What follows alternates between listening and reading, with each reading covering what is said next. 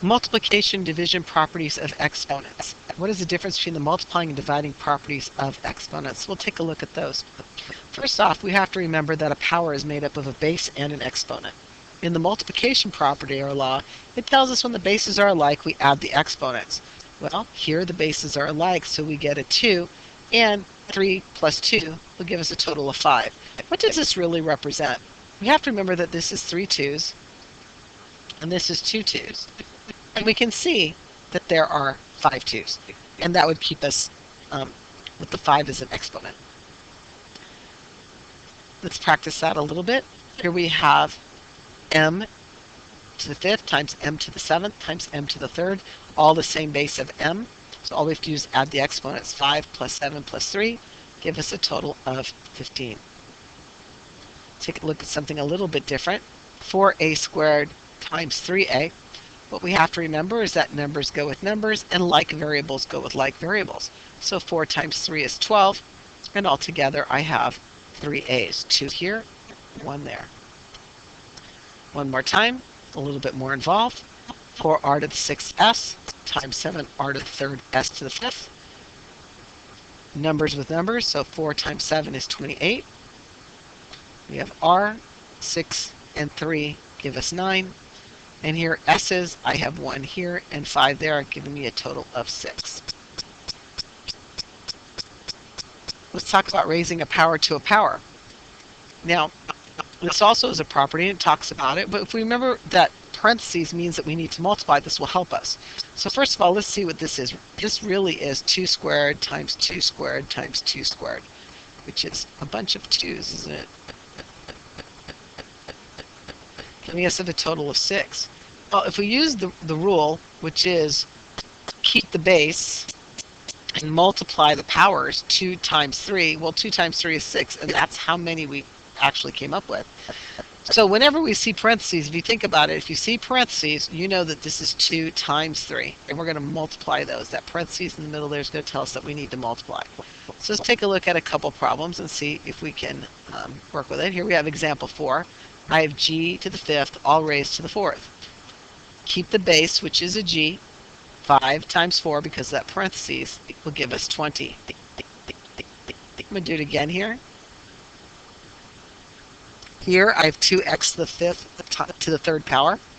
The 3, we're going to multiply it to the 5, but we also have an exponent with that 2. That 2 has an exponent of 1. So we're going to give that 3 out to the 1 as well. What that does give us is 2. 1 times 3 is the 3rd power. Here we have x, 5 times 3. That gives us an exponent of 15. We're going to work this out. 2 times 2 times 2 is 8. It gives us 8x to the 15th. It's a good habit to work out ones that are 4 or less. Anything more than that, I would suggest leaving it alone, but it's totally up to your teacher. All right, let's take a look at some things with negative numbers. And what this is telling us is that we have 3 negatives and 3 2 to the 3rds. Well, if we take our multiplication, this is going to be 2 to the 9th, and it's going to stay negative. The reason it's going to stay negative is because we have 3 negative signs here, right? 3 negative 1's. If we have 3 negative 1's, that's going to stay negative. So we're going to end up with negative 2 to the 9th power. Let's take a look at another one and see if this will be negative or positive. So here we get that multiplying out. That 4 times 4 is the 16th on the exponent, 2 to the 16th. And here we'll have 4 negatives. Well, if we have 4 negatives, that's going to stay positive. So our final reduction of this would be 2 to the 16th power. One more time. Here we are in example 8. Negative inside the parentheses, 3 to the 2nd power, and then the whole thing raised to the 2nd power. Well, that negative's out front, so we're really not too concerned with it. Here, because of the parentheses, it's only going here. So if we were to reduce this, we would have a negative 3 to the 4th power. We know 3 to the 4th power is 81, so our final reduction of this is negative 81. Now, let's take a look at the division property. When the bases are alike, we subtract the exponents. So here we have the bases of 2 and 5, and we're going to subtract them, 5 minus 3. We're saying that this is going to work out to be 2 squared. Well, let me show you what that looks like. If I had 5 2's in the numerator and 3 2's in the denominator, we know that any number over itself is equal to 1.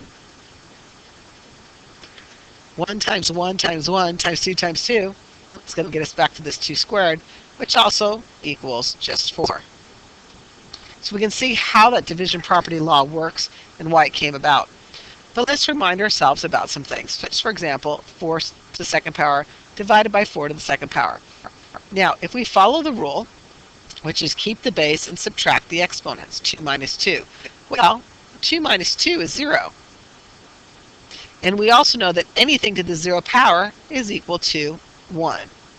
We also know that anything over itself is equal to 1. So we can see where all of this with the 0 power and why it's 1, how it all comes about. But remember, when we talk about something to the 0 power, we're only talking about what is attached to what. Okay, let's take a look at a couple of problems.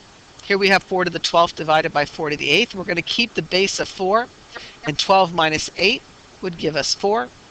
When we reduce that, because it's 4 or less, we should always reduce that. That's going to be 16 times 16. If we do our little calculations right here, we should get 256. Let's do another one here.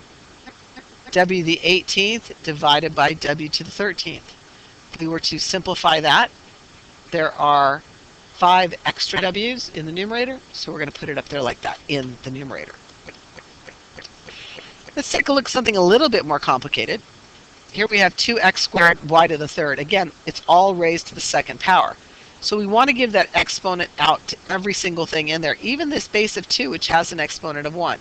When we do that, we will end up with 2, and the exponent for that will be 1 times 2, which is 2.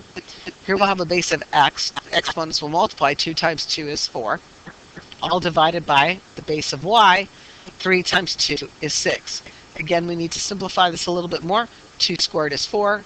So we end up with 4x to the 4th, all divided by y to the 6th. Let's take a look at one more complicated one. I think it's important for us to see how this all works. We're looking at something like this. You don't want to be canceling right away, like thinking, oh, 3 goes into 6, 2 goes into 2. We can't do that because this really isn't 2/3, is it? It's really 4/9 because we're squaring it. So what we want to do to help us to simplify it a little bit faster is leave it in expanded form. So 2/3. And I have 3 6m divided by 2n.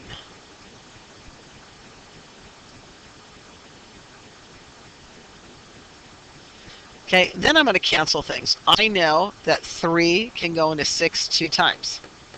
So let me cancel those out. I also know 2 divided by 2 is 1. So now those numbers are totally gone there. I still have one more 2 here, and I have a 2 up in the numerator, so let me cancel those 2's out. So all I'm left with then is a 2 here and a 6 there. And I know that 2 times 6 will give me 12. I have 3 m's, m to the third, and in the denominator, no numbers are left, just an n, and I'm going to have 3 n's. So we'll put n to the third. Sometimes putting it out in expanded notation and then solving from there or simplifying from there works out best. Now, what happens when, let's put this little bubble here, what happens when you add the exponents and it turns out negative? Do you remember what to do? Well, we have to remember that a negative exponent means that it is in the wrong place and we need to move some things around. So we want to keep that in mind. So here we have n to the 14th divided by n to the 24th. If we follow our rules, which is keep the base, 14 minus 24 is negative 10. I can't stop there because we can't leave a negative exponent in our answers. We need to move it to its right location, which in this instance would be the denominator. And we're all set to go.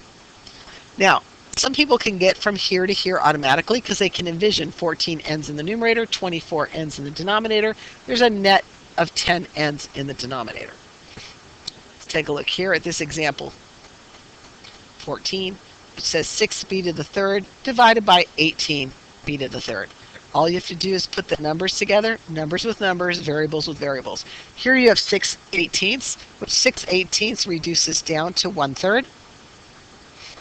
And b to the third divided by b to the third, well, that's just a big 1. So 1/3 times 1, 1/3 is our answer. We have one more to look at. Here, 4 divided by 3 squared, and the whole thing is to negative 2. Well, because of this negative, what we should do right away is flip it over. Flip it over so that we can get everything with positive exponents, because once it has positive exponents, it makes it easier for us. We can distribute and not worry about things. Remember, this 4, base of 4 has an exponent of 1. So when we do that, we will end up with 3 to the 4th divided by 4 squared. We still have to simplify this. 3 times 3 times 3 times 3, which is 81, and 4 times 4 is 16. And that gets us to the end of that. So hopefully you've seen a lot of combinations and will help you to resolve maybe some of the issues you have with exponents when you're multiplying and dividing them.